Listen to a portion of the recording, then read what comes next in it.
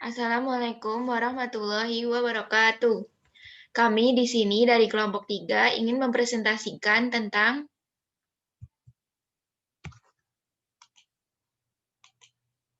paradigma Qur'ani dalam menghadapi perkembangan sains tech modern. Kami dari kelompok 3 yang beranggotakan 1. Aris Faula, 2. Nikmatul, 3. Saya sendiri Prima Ananda, 4. Putri Sidatul, 5. Rika Indriani. Untuk yang pertama, apa sih yang dimaksud dengan paradigma?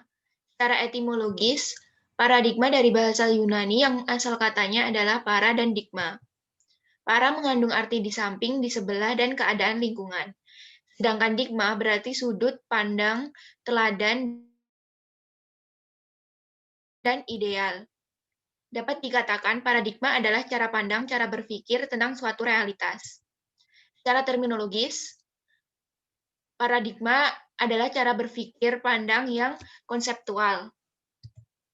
Sehingga paradigma Qur'ani dapat diartikan sebagai cara pandang dan cara berpikir tentang suatu realitas atau suatu permasalahan berdasarkan Al-Qur'an.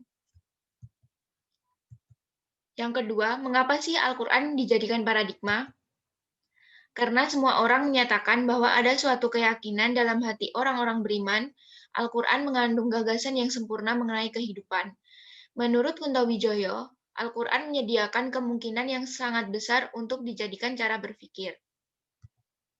Selanjutnya bisa disampaikan teman saya. Baik, selanjutnya, mengapa paradigma Qur'ani sangat penting bagi kehidupan modern?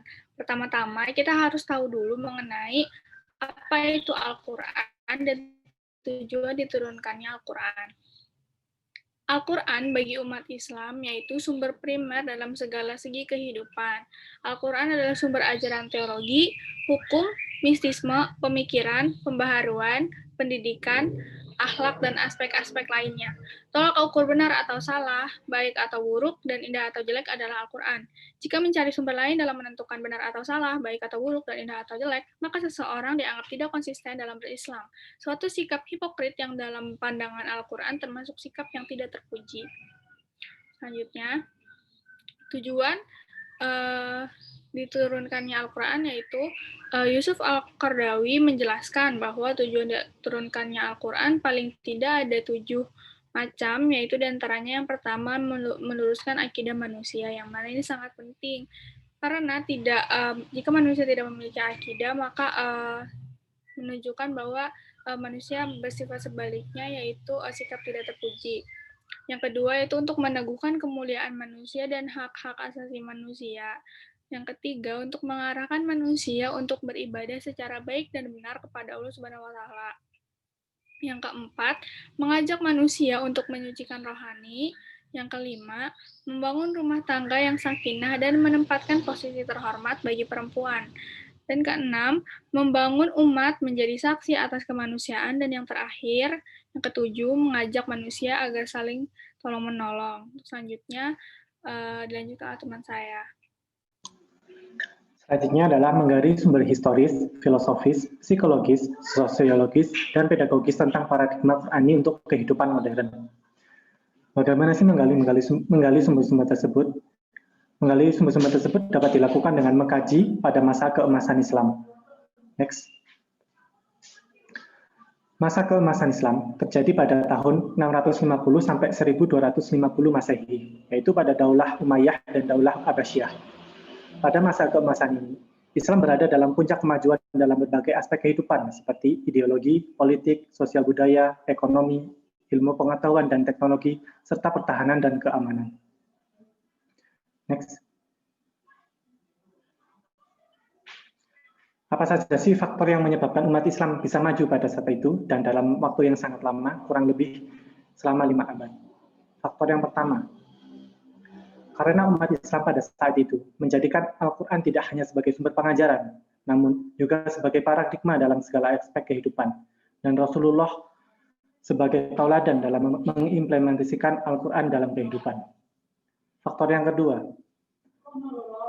yaitu kemajuan pada masa keemasan juga disebabkan oleh umat Islam yang mencintai dan mengedepankan ilmu pengetahuan dan teknologi. Faktor yang ketiga, penghargaan terhadap seseorang pada saat itu dilihat dari sisi keimanan dan keilmuannya, sehingga ulama dengan ilmu dan akhlak yang baik menjadi panutan umat Islam dalam keseharian.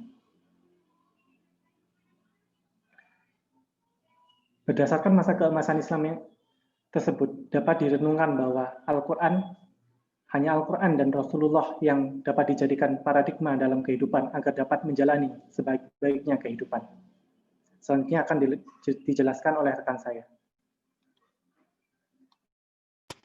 Ya, selanjutnya yaitu membangun argumen tentang paradigma Qur'ani sebagai satu-satunya model untuk menghadapi kehidupan modern.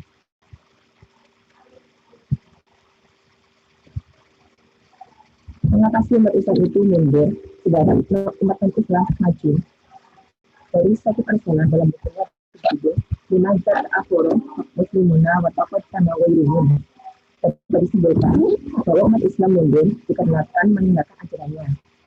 Dan umat Islam dapat maju karena meninggalkan ajarannya.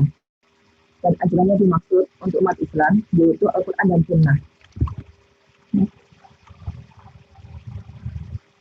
Mengatasi umat Islam itu untuk dapat maju tidak perlu mengambil jalan sekulerasi, yaitu jalan yang tidak didasarkan oleh Al-Quran. Yang pertama, karena ajaran Al-Quran dan hadis itu bersifat sumul, yang artinya isinya sudah mencakup segala aspek kehidupan. Yang kedua, ajaran Islam bersifat rasional, artinya sejalan dengan nalar manusia, sehingga tidak bertentangan dengan Islam. Yang ketiga, ajaran Islam itu bersifat tabarruj, yang artinya bertahap dalam nurut dan implementasinya. Yang keempat, ajaran Islam bersifat ta'alif, artinya tidak banyak beban karena beragama itu mudah, dalam artian untuk melaksanakannya masih berada dalam batas kemanusiaan. Lalu karena ajaran yang diangkat oleh Al-Quran bersifat ijaz, artinya kandungan atau isi Al-Quran tentang berbagai persoalan, informasi, kisah dan pelajaran digunakan bahasa yang singkat, padat, jelas, tetapi kaya makna, jelas dan menarik.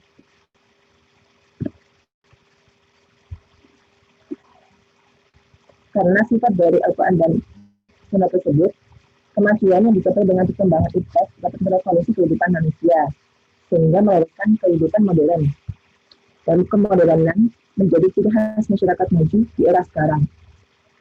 Untuk umat Islam, kemodernan tetap harus dikembangkan di atas paradigma Al-Quran, karena Al-Quran merupakan sumber inspirasi sekaligus landasan pedoman paradigma dan pegangan untuk mengarahkan kemodernan agar mensejahterakan manusia di dunia dan di akhirat. Lalu, seorang tokoh bernama Imam Junaid Al-Baghdadi menyatakan bahwa landasan ijaz adalah ma'rifatullah dan Al-Quran adalah paradigma untuk pengembangan ijaz.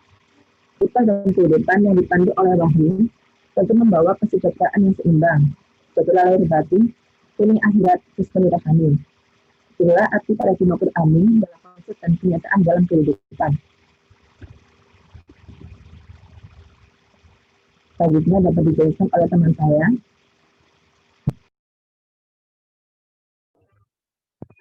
Selanjutnya, mengenai esensi dan urgensi paradigma Qur'ani dalam menghadapi kehidupan modern.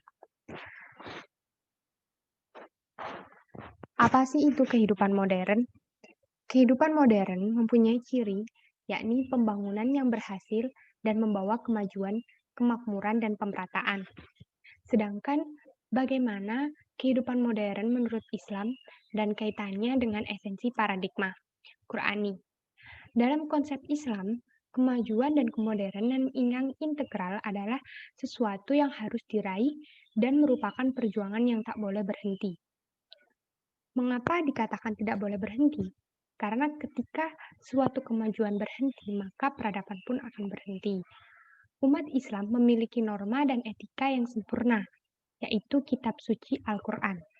Al-Quran harus dijadikan paradigma dalam melihat dan mengembangkan segala persoalan. Paradigma Qur'ani dalam menyoroti segala persoalan harus tetap menjadi komitmen umat Islam agar umat tidak kehilangan jati dirinya dalam menghadapi tantangan modernitas. Kunci sukses dunia Islam menurut Al-Faruqi yakni yang pertama, tidak memadukan sistem pendidikan Islam, di mana dikotomi pendidikan umum dan pendidikan agama harus dihilangkan. Sedangkan yang kedua, meningkatkan visi Islam dengan cara mengukuhkan identitas Islam dengan cara 2 tahap, yakni tahap mewajibkan bidang studi sejarah, peradaban, Islam, dan tahap kedua yakni islamisasi ilmu pengetahuan. Sedang yang ketiga adalah penegasan dalam prinsip-prinsip pengetahuan Islam dengan cara the unity of Allah, the unity of reaction. Dan menurut Al-Faruqi, menyebutkan bahwa langkah-langkah kerja yang harus ditempuh adalah menguasai disiplin ilmu modern, menguasai warisan khasanah Islam, dan membangun relevansi Islami bagi setiap bidang kajian atau mencari jalan dan upaya untuk menciptakan sintesis kreatif antara warisan Islam. Sekian presentasi dari kelompok 3. Kurang lebihnya kami mohon maaf dan semoga ilmunya dapat bermanfaat. Assalamualaikum warahmatullahi wabarakatuh.